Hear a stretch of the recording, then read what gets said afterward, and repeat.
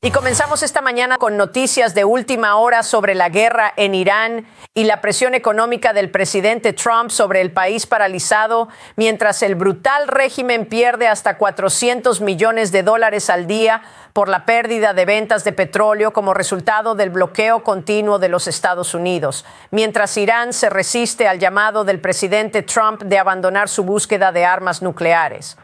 La campaña llamada Operación Furia Económica ya ha bloqueado miles de millones en ingresos, enfocándose en ventas de petróleo y criptomonedas, según el secretario del Tesoro, Scott Bessent, quien nos acompañará en breve. A medida que la campaña militar de los Estados Unidos gira hacia una campaña de asfixia económica sobre Irán, el bloqueo estadounidense en el estrecho está bloqueando efectivamente hasta 2 millones de barriles de petróleo al día en exportaciones. Eso es hasta $13,000 millones al mes, lo que obliga a Irán a almacenar petróleo en vez de venderlo, pero los tanques ya se están llenando. Esto es lo que el presidente me dijo sobre el bloqueo. Bueno, ha sido bastante increíble en realidad. Pensé que eso iba a suceder. Reaccionaron a esto incluso, creo, peor, ya sabes, los hemos aniquilado y esto casi parece ser más una reacción de la que tuvimos antes. Así que ya veremos. Quiero decir, mira, solo importa el resultado final y nos está yendo muy bien. Comenzamos con Venezuela. Les mostramos a todos qué tan buenos. Reconstruí y construí el ejército en mi primer mandato. No sabía que lo iba a usar tanto, pero tenemos el mejor ejército del mundo. Ni siquiera hay competencia. Y piénsalo, no tienen armada, no tienen fuerza aérea. Todo ha sido aniquilado. No tienen equipo antiaéreo. No tienen radar, no tienen líderes. Los líderes que tienen ahora es un nuevo régimen, ¿de acuerdo? Y los encontramos bastante razonables, para ser honesto con usted. En comparación, bastante razonables. Realmente es un nuevo régimen y creo que nos está yendo muy bien. Pero solo importa cuál sea el resultado final y tal vez suceda bastante pronto. ¿Quién sabe? Ahora Estados Unidos intensifica la presión para una asfixia financiera total, apuntando a todas las vías financieras de Irán, incluidos barcos, bancos y congelando $344 millones en criptomonedas. La inflación de Irán en el costo de los artículos cotidianos se ha duplicado efectivamente, mientras que su moneda se ha depreciado dramáticamente, más bien frente al dólar estadounidense, necesitándose 1.8 millones de reales para igualar un dólar. Me acompaña ahora en exclusiva de Sunday Morning Futures el 79º secretario del Tesoro de Estados Unidos, Scott Bessent. Señor secretario, un gusto verlo esta mañana. Muchas gracias por estar aquí. María, siempre es bueno estar contigo. ¿Puede darnos una actualización sobre la asfixia económica que han estado implementando en Irán? ¿Siguen buscando aplicar sanciones secundarias o sanciones a Irán o a quienes hacen negocios con Irán? Sí, y María, solo para recordarte a ti y a tus espectadores, esto comenzó con la orden de marzo pasado del presidente Trump sobre la presión máxima y hace 3 semanas el presidente dio la orden al Tesoro, a mí mismo, para comenzar furia económica. Y la forma de pensar en eso es que hemos estado corriendo un maratón durante los últimos 12 meses y ahora estamos corriendo a toda velocidad hacia la meta. Y puedo decirles que estamos asfixiando al régimen y ya no son capaces de pagarles a sus soldados. Este es un bloqueo económico real y afecta a todas las áreas del gobierno. Todos están manos a la obra. Es el bloqueo que nuestra gran Marina está llevando a cabo. No está pasando ningún barco. Y hemos subido la presión sobre cualquiera que intente remitir dinero a Irán para ayudar a la Guardia Revolucionaria. Ya saben, son una institución corrupta. Llevan años robándole al pueblo iraní. Tienen dinero fuera. Lo hemos localizado. Continuaremos rastreándolo y vamos a preservar esos activos para el pueblo iraní al otro lado de este conflicto. Y supongo que no fue muy inteligente de parte de Irán arremeter contra sus amigos del Golfo. Eso, sumado a la presión de la OPEP, ha hecho que los Emiratos Árabes Unidos dejen la OPEP. ¿Qué impacto tiene eso? Bueno, es doble, María. Como dijiste, realmente se equivocaron cuando empezaron a bombardear a sus vecinos del Golfo de manera cinética Y en respuesta, los vecinos del Golfo, a quienes describiría como algo permisivos al permitir que el dinero iraní de la Guardia Revolucionaria, el dinero del régimen iraní, entrara en sus sistemas bancarios, han sido muy diligentes y han dado el paso al frente, dándonos los detalles y permitiéndonos congelar esos activos. Así que ya saben, la Guardia Revolucionaria está viendo cómo sus activos robados por años, décadas, por 47 años, se congelan y se van por el desagüe muy rápidamente. Los Emiratos Árabes Unidos han decidido que la OPEP no es para ellos. La mayoría de los monopolios terminan colapsando bajo su propio peso. Y María, podríamos hablar de ello ahora o en un minuto, pero esto me da mucho optimismo de que los precios del petróleo al otro lado de este conflicto van a ser mucho más bajos de lo que eran al inicio o a principios de año o en cualquier momento, en 2020, 2025. Sí, o sea que en otras palabras, más petróleo en el mercado es simple oferta y demanda. ¿Usted cree que esto va a ayudar en el caso de los precios del petróleo? Los Emiratos Árabes Unidos ya no tienen que seguir las cuotas de la OPEP. Van a poner más petróleo en el mercado para bajar los precios. ¿Cree que bajarán antes de las elecciones de mitad de mandato? Yo creo que los precios del petróleo, saben, podemos ver en el mercado de futuros que los precios del petróleo ya son más bajos a 3 meses, 6 meses, 9 meses vista. Pero de nuevo, María, hay cientos de petroleros esperando en el Golfo para salir. Los Estados Unidos solo están bloqueando los barcos iraníes y, saben, ya veremos. Yo no me sorprendería si no vemos más de esos barcos saliendo. Saben, los iraníes, me recuerda, saben, son algo así como los Keystone Cops aquí. Me recuerda a Baghdad Bob, allá por, ya sabes, durante la guerra de Irak. Ya sabes, tenías a ese tipo diciendo tonterías mientras los tanques circulaban detrás de él. Y ya sabes, los iraníes son así. No están cobrando peaje en el estrecho. Ya sabes, creemos que han obtenido menos de 1.3 millones de dólares en peajes, lo cual es una miseria comparado con sus ingresos petroleros diarios anteriores. Ya sabes, su infraestructura petrolera está empezando a crujir. No ha recibido mantenimiento, de nuevo, debido a nuestras sanciones de décadas contra ellos. Están llenando rápidamente, llenando el almacenamiento, y a medida que eso ocurra, van a tener que empezar a cerrar pozos, lo que creemos que podría ser la próxima semana. Vaya, secretario, permítame hablar de la economía de Estados Unidos, porque estas cifras son sorprendentes. Cuando ves lo que ocurre allí, uno pensaría que el petróleo a $100 asustaría, pero el mercado de valores ha subido a doble dígito. Tenemos la economía que sigue creciendo. Incluso Jay Powell, el presidente saliente de la Reserva Federal, tuvo que admitirlo esta semana en su reunión. Esto es lo que dijo. Mire esto, secretario. Así que en realidad es bastante resiliente, diría yo, porque es algo positivo si puedo hacer esa enmienda. Sí, ya sabes, el crecimiento es realmente sólido en toda nuestra economía. Parte de eso es que el gasto de los consumidores se mantiene bastante bien. Los datos más recientes son buenos. Parte de esto se debe a la demanda insaciable de centros de datos en Estados Unidos. Mucha inversión empresarial se destina a su construcción y hay razones para pensar que eso seguirá. Así que tenemos una economía que crece al 2% o más. El secretario evaluó la economía para nosotros. ¿Y a qué atribuye usted esta resiliencia? Yo creo que son muchas de las políticas que el presidente Trump puso en marcha en su primer mandato, las que han continuado en el segundo mandato. El gran y hermoso proyecto de ley, también conocido como el recorte de impuestos para las familias trabajadoras, ha sido muy, muy positivo. Estuve con el presidente el viernes. Ellos allá en The Villages, en Florida, y hablando con nuestros grandes ciudadanos de la tercera edad sobre la eliminación de impuestos a la seguridad social.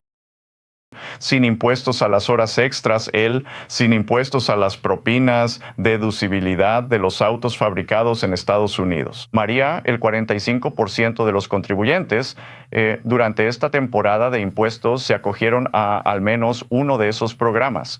Así que tuvimos reembolsos récord y son gracias a la modernización del IRS. Si presentó su declaración electrónicamente, pudimos enviarle su reembolso en 21 días. Así que el consumidor está muy fuerte. Otro aspecto del proyecto de ley de impuestos es la permanencia de la deducción inmediata total. Así que las empresas están viniendo. Ya sea equipo, estructuras de fábricas, pueden deducir eso en un año. Así que estamos viendo un auge en el gasto de capital. La forma en que funciona un auge del gasto de capital es que tienes un auge de la construcción que luego se transforma en empleos en las fábricas. Así que eso es muy fuerte. Y de nuevo, el consumidor es muy fuerte. Estamos en contacto constante con los bancos y las tarjetas de crédito y dicen que todos los quintiles del grupo de distribución son muy fuertes. Eso es maravilloso. Y por supuesto tenemos a Kevin Warsh llegando. Esperamos que Kevin Warsh sea confirmado por el Pleno del Senado la semana del 11 de mayo tras el receso. ¿Espera que Kevin Warsh sea el presidente de la Reserva Federal cuando termine el mandato de Jay Powell el 15 de mayo? ¿Y cuál es el impacto de que Jay Powell permanezca en la Junta como gobernador, en su opinión? Bueno, yo soy muy optimista sobre la Fed de Warsh. Es hora de un cambio, porque María, si miramos atrás, si pensamos en la Fed de Powell, en la política monetaria, la ética y la supervisión no fueron geniales. En política monetaria tuvimos la peor inflación en 48 años. En ética tuvimos cinco gobernadores o presidentes de bancos regionales que tuvieron que dimitir por problemas éticos y luego 3 de las 4 mayores quiebras bancarias de la historia de Estados Unidos. Así que estoy deseando empezar con la Fed de Warsh. Ya sabe, es decisión del presidente Powell quedarse como gobernador si quiere. Creo que viola todas las normas. Ya sabe, dirían que otro gobernador sí se quedó. Eso fue a petición del presidente. El presidente no ha pedido que el presidente Powell se quede. Soy optimista de que después de un tiempo pueda seguir adelante. Creo que sería inapropiado eclipsar. ¿Sabe? Yo no llamaría a esto una presidencia en la sombra. Yo lo llamaría una presidencia eclipsada. Ya sabe, y yo espero que el presidente Powell siga adelante a corto plazo. Y secretario, déjeme conocer su opinión sobre lo que ocurrió con Spirit Airlines, porque sé que los demócratas no querían que Spirit se fusionara con JetBlue hace un año y ahora vemos que Spirit Airlines cerró sus operaciones. ¿Se suponía que el Tesoro estaba haciendo un trato para salvar a esta empresa? ¿Puede decirnos qué pasó? Claro, María. Así que ya sabe, esto es solo más del desastre que heredamos de la administración Biden. En 2020, septiembre de 2022, Elizabeth Warren, a quien le encanta escribir cartas, envió una carta al Departamento de Justicia, al de Trabajo, al de Transporte, diciendo que debían oponerse a la fusión con Spirit Airlines. JetBlue quería comprarlos por $3,800 millones. Les habría dado mucha más capacidad de recuperación. Y ya sabe, el secretario de Transporte, Pete Buttigieg, que es probablemente el peor secretario de Transporte de la historia, cuando llegó al cargo, ellos también estaban en contra de la fusión. Y si JetBlue se hubiera fusionado con Spirit, tendríamos todos estos empleos que se perdieron ayer. Teníamos 30 aeropuertos regionales que perdieron el servicio y ya sabe, le puedo decir qué pasó aquí. No fue el Tesoro, fue Comercio el que intentaba organizar algo, pero la razón por la que estábamos así fue por la fusión. El gobierno de Biden se opuso a la fusión. No deberíamos haber llegado a este punto en primer lugar. Bueno, Elizabeth Warren se quejaba de eso en Twitter. Lo sé y ya sabe, usted ha abordado el balance de los Estados Unidos de forma muy inteligente al tomar participaciones en ciertas empresas que ha considerado importantes para la seguridad nacional. Una de ellas fue Intel Y vi que a Intel le fue muy bien en las últimas cifras trimestrales y las acciones reaccionaron. ¿Qué debemos esperar de Intel? De nuevo, ya sabe, Intel, bajo el gobierno de Biden, se suponía que la ley CHIPS ayudaría a crear líderes nacionales, y parte de lo que el presidente Trump ha ordenado hacer a este gobierno es asegurar nuestra economía, y estamos tratando de recuperar industrias clave, ya sean semiconductores, minerales críticos, nuestra cadena de suministro farmacéutico, acero y ya sabe, con Intel es nuestro líder nacional en semiconductores. El gobierno tomó una participación hace varios meses bajo la dirección del presidente Trump. Yo estaba en la oficina Oval cuando le dijo al director ejecutivo de Intel que quería una participación del 10%. El director ejecutivo accedió y el gobierno de los Estados Unidos ha ganado entre 30 y 40 mil millones de dólares con eso. Y nadie quiere darle al presidente el crédito por eso. Y pues ya sabe, él trabaja para el pueblo estadounidense todos los días. Así que no solo tenemos más seguridad nacional, María, sino que tenemos un balance más sólido.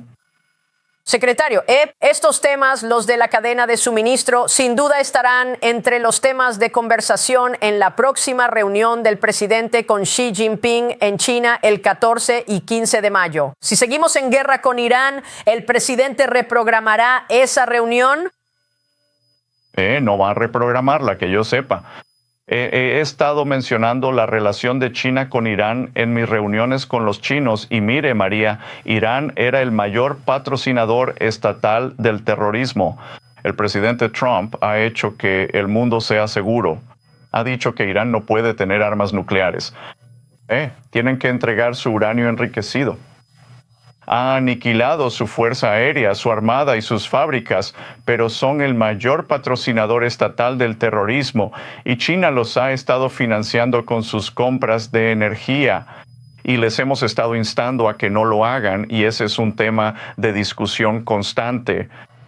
¿No espera que China compre petróleo y gas de Estados Unidos? Yo creo que lo que estamos viendo con el punto de estrangulamiento del estrecho de Hormuz, ahora tenemos exportaciones de energía récord fuera de los Estados Unidos. Estados Unidos es una superpotencia energética gracias a las políticas del presidente Trump en el primer mandato, ahora en el segundo mandato. Y ya sabe, lo único que nos está limitando son las instalaciones de exportación, que una vez más se detuvieron en la administración de Biden. Y a medida que creemos más instalaciones de GNL, podremos suministrar al mundo con energía estadounidense segura. Y creo que todos van a querer diversificarse un poco fuera del Golfo. Y luego, ya sabe, la producción de Venezuela está aumentando cada día. Sí, así que habrá suministros alternativos, pero ya sabe, Estados Unidos es el gran ganador aquí, María. Sí. Secretario, antes de que se vaya, una última palabra sobre la IA, la inteligencia artificial, porque sé que convocó una reunión. Algunas personas dijeron que fue una reunión de emergencia para hablar de los bancos, y la IA después de la una brecha de Anthropic. ¿Qué puede decirnos sobre este tema? ¿Es este un problema sistémico? ¿Deberíamos preocuparnos de que la IA piratee nuestras cuentas bancarias? Debería, María, y el gobierno de los Estados Unidos se ha involucrado. Las empresas de IA, ellas están trabajando con nosotros. Lo que hemos tenido en el último mes fue un cambio radical en la potencia de un modelo de lenguaje grande, pero lo vamos a ver de las otras empresas de IA. Y es importante, María, que Estados Unidos se mantenga a la vanguardia aquí. Imagine si China o algún actor no estatal estuvieran por delante de nosotros. Así que lo que estamos decididos a hacer es trabajar con nuestras empresas de IA para permitirles seguir innovando, pero nuestro encargo al gobierno de los Estados Unidos es mantener la seguridad. Y hay un cálculo muy importante aquí entre la innovación y la seguridad. Y en el gobierno de los Estados Unidos nos aseguraremos de que las cosas sigan siendo seguras. El presidente Powell y yo llamamos a los ejecutivos bancarios a la ciudad. Fue un poco menos dramático de lo que parecía en el Mall en ese momento, porque ya estaban en D.C. Así que los recibimos en persona en lugar de convocar una llamada más tarde en la semana. Y los bancos están trabajando en su resiliencia y el gobierno de los Estados Unidos está trabajando codo con todos. Y de nuevo, muy importante que Estados Unidos siga dominando aquí, establezca el estándar global y mantenga nuestro liderazgo. Por supuesto. Secretario, es un placer tenerle hoy. Le agradecemos mucho su tiempo en estos asuntos. Gracias, señor. Me alegro de verla, María. ¿Estás obteniendo valor de este video? Solo le pido que le dé like, lo comparta y se suscriba al canal si aún no lo ha hecho.